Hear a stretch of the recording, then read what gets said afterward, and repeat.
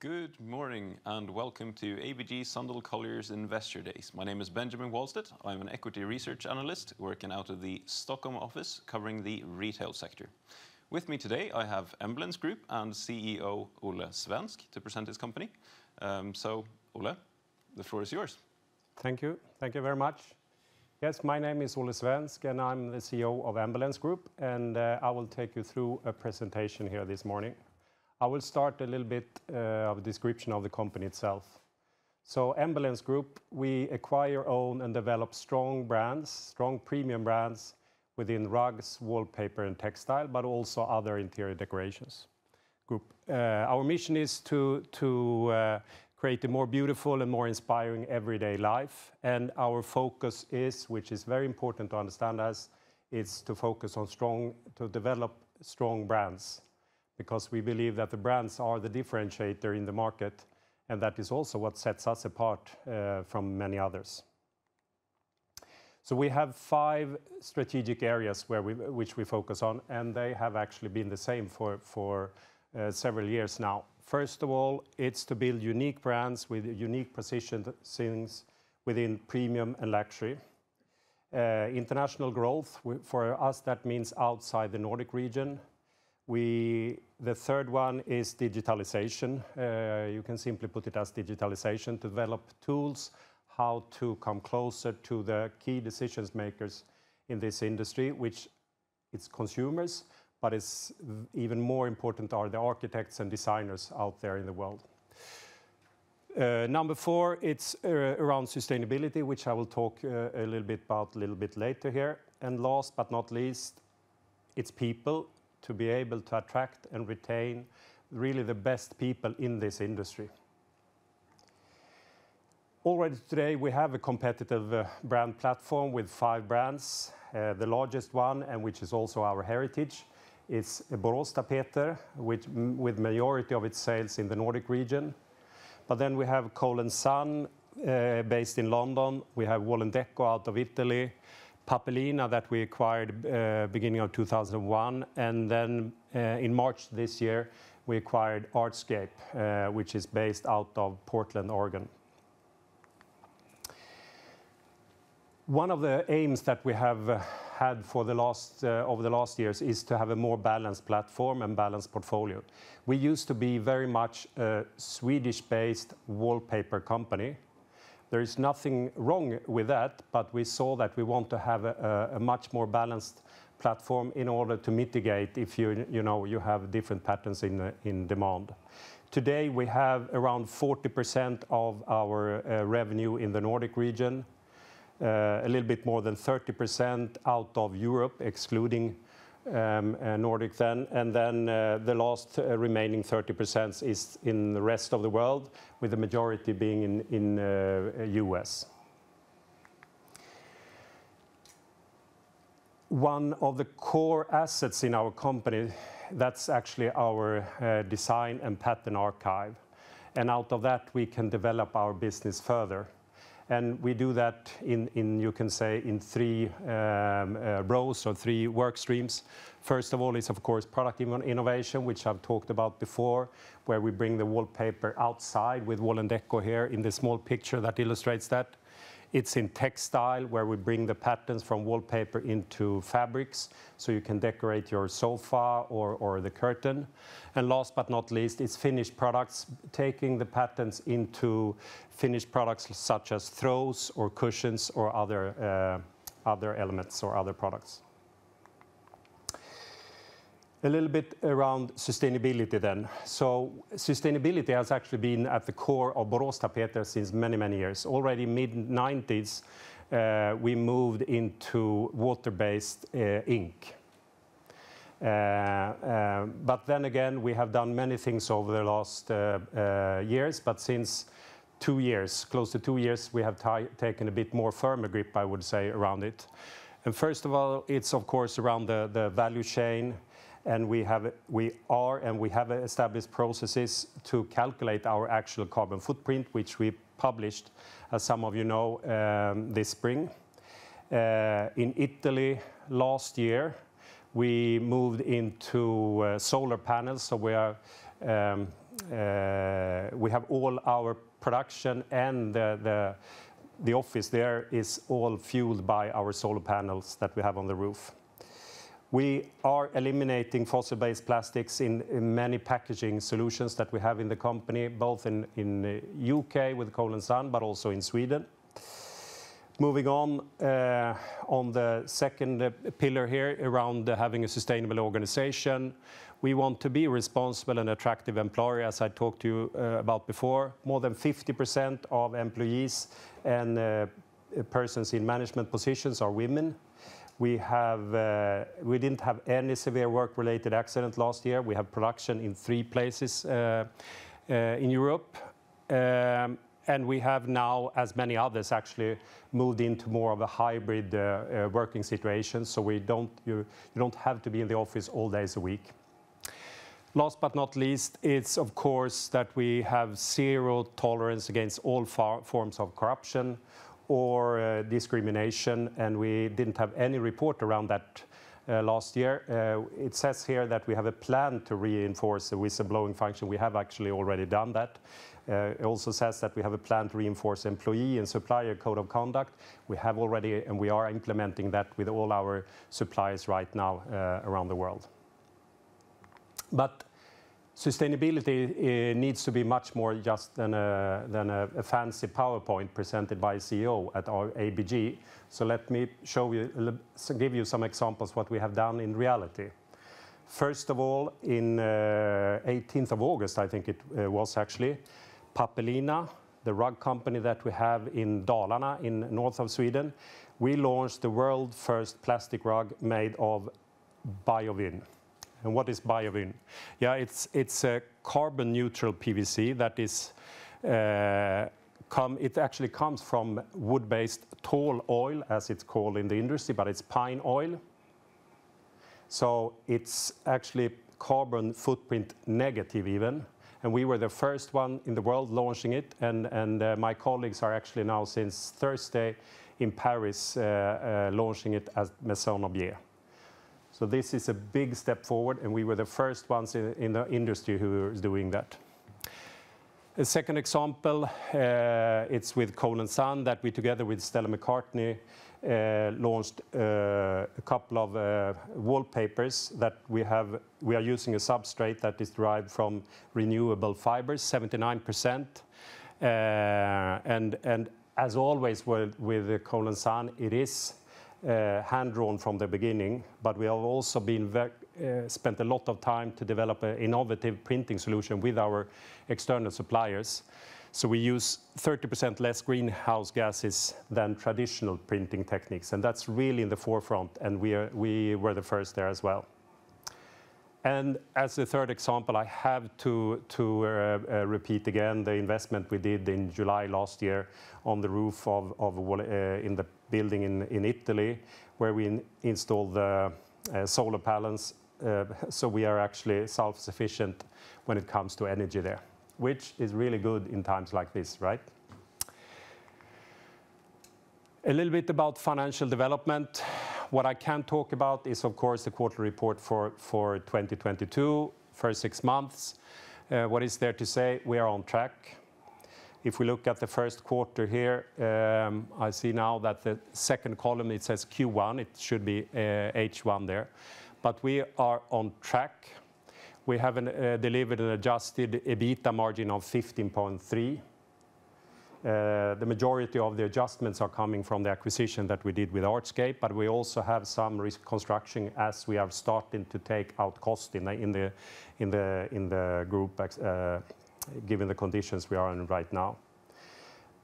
We see a good uptick in the hospitality segment, hotels, cafes, and restaurants, especially in Europe, but also in the US.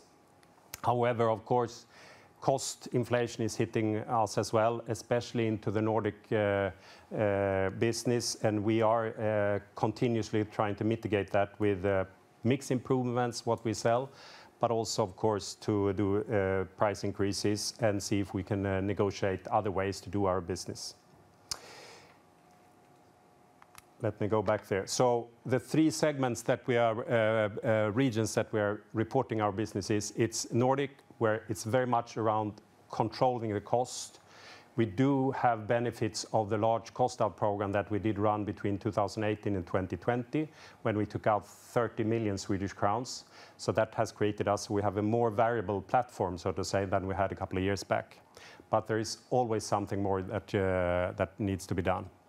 In Europe, as we reported there, we have several of our key larger markets, such as Italy and UK, performing well, and very strong business for us. And then last but not least, US is a strong market for us. It is organically a strong market, but needless to say, with Artscape, that has 95% almost of the business in US, is now a big portion of our business. So we are on track to our long-term target to double our revenue until 2025. Financial targets, we have 3 targets and 1 policy, but the target to reach the 1.2 billion Swedish crowns in revenue to 2025, compared to where we were in 2020, we are up to the first, after the second quarter basically, we are up 11% this year in revenue, and EBITDA margin, the outcome non-adjusted was 14.1%, which is a little bit better than last year. So we are closer to the EBITDA margin that we said should be at least 15% over business cycle. Leverage, needless to say, that is a bit higher than we have been before, where the target is to not be above 2.5 on net debt versus EBITDA. We are now at, or we were running 12 there, half year on 2.2, including IFRS effects, and 1.8 excluding them. So we are a bit more geared than we were before, but I would say we still are in good control of it. Last but not least, the dividend policy, it is what it is. We say that we should have a dividend between 30 and 50%, and last time it was 36% or 37%. A little bit about the outlook, as I would expect some questions will come around that. Of course, we live in the same reality like everyone else. And if you read the newspapers, you really get depressed. It doesn't necessarily reflect into the business, but if you read the newspapers, you know, we have the energy prices, the cost inflation, consumer confidence seems to be a bit gloomy. So for us and for so many other companies, it's to stay firm on your long-term strategy, but also see how you short-term can have certain tactics how to manage this. So the next 12 to 18 months is my guess will be uncertain and probably a bit rocky sometimes. The only thing we can do is to what I call manage our own garden. And first of all, the short-term tactics here, it's cost control.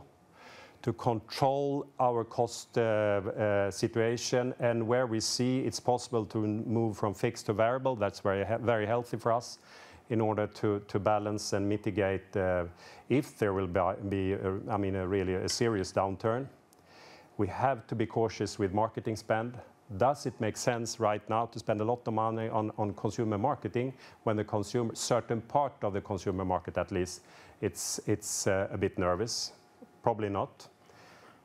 We have to protect our gross margins, and when it's appropriate, increase our pricing, of course. And what we also can do is to kind of optimize our sales mix to make sure that we sell really the right products when possible to the right customers. But it's also about investing in growth zones, because we see several growth zones in our industry, and we are now reallocating, I would say, from spending into consumer marketing into what I call the hospitality segment. So we are increasing our not only awareness, but how much time we spend on that part of the market. But with all this said, our strategy remains the same. We need to continue to create strong, credible, and profitable brands, because that's really our foundation. Decentralize, I mean, for so many reasons, for speed, passion, engagement for the local management teams, but also for many of the competitors we have out there, the different competitors for the different brands, they are locally managed as well. We have to focus on the premium and luxury part of the market. It definitely seems to be less affected than the mass market. The high net worth individuals seems to spend as much as before, I would say. Add-on acquisitions in premium luxury brands in core categories. We continue to look for that. I'm not saying that we necessarily are about to buy something now, but we are here for the long term, so we cannot stop being engaged in discussions with different companies here. And then it's about being obsessive with all the touch points we have with consumers and architects and designers. They should always love to work with us and find us to being the most professional in all aspects of doing business. And as I said before, we have to continue to be mindful with spending and protect gross margin and strategic our pricing. It's not rocket science, it's just to make sure that you do the right things and be very cautious in every step and be very awake, so to say, in the market. The financial targets remains the same, but profit protection is the prioritized one. If we were to choose right now which ones are the most important ones, it's obviously the one around protecting our profitability. I'm not saying we have not changed our objective to reach the 1.2 billion, but if we have to choose between that and the EBITDA margin, it will always be the EBITDA margin. That's most important for us. So if we reach the 1.1 or whatever number, but keep profitability in good shape, we're happy. And I think we, as a group of people in this company, we are now 250 people altogether, or 260, we have done a good job. Thank you for listening. Now, I believe, Benjamin, there might be some questions. Yes, that is absolutely correct. You did talk about some of them before me asking them, Okay. but I have a few nonetheless. So first off, this is a bit of a broad question. Can you see any shifting consumer behavior given the soft consumer sentiment? You touched upon it briefly. You said something along the lines of certain parts of the consumer market seems uncertain.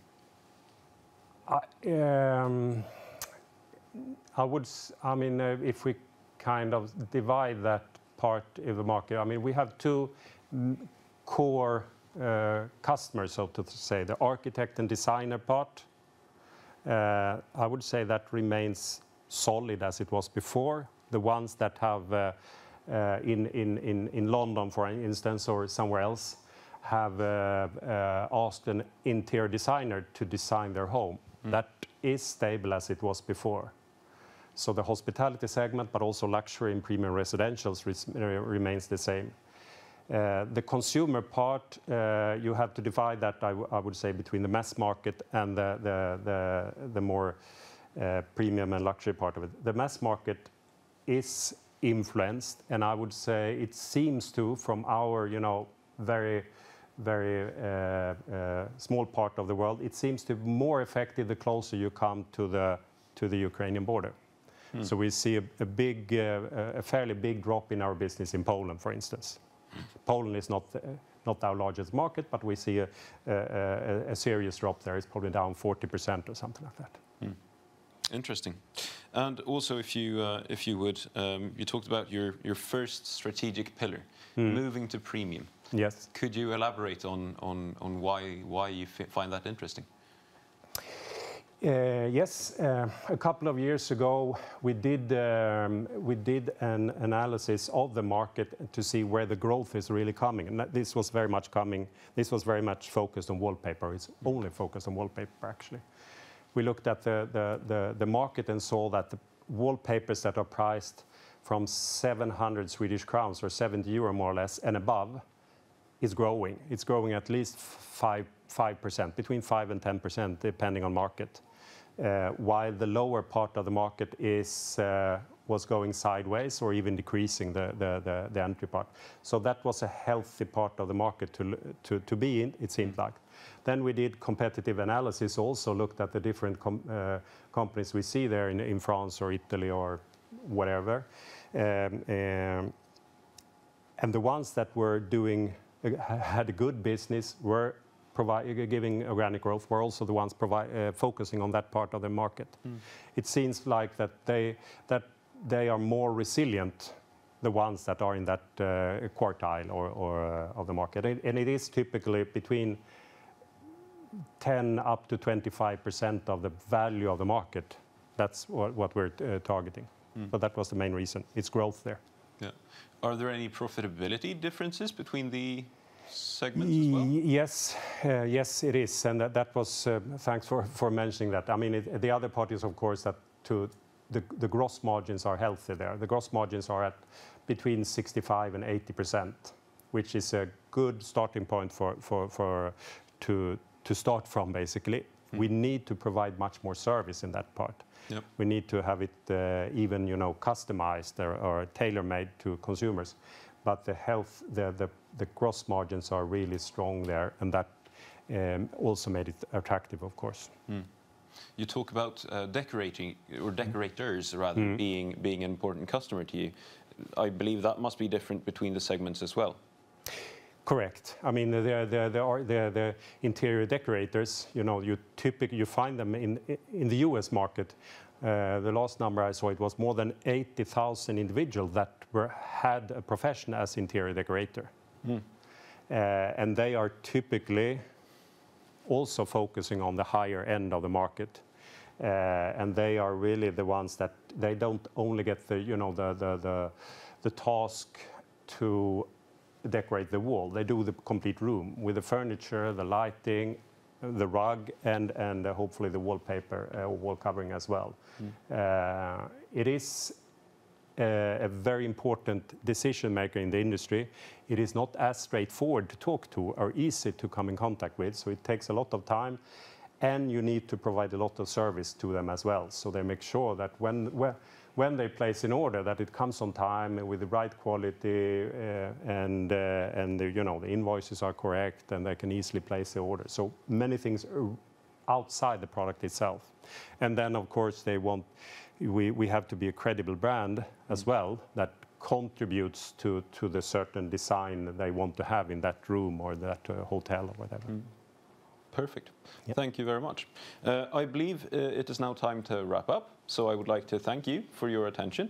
I would like to thank Olle for participating in Investor Days. Stay tuned. More presentations will follow shortly. Thank you. Thank you.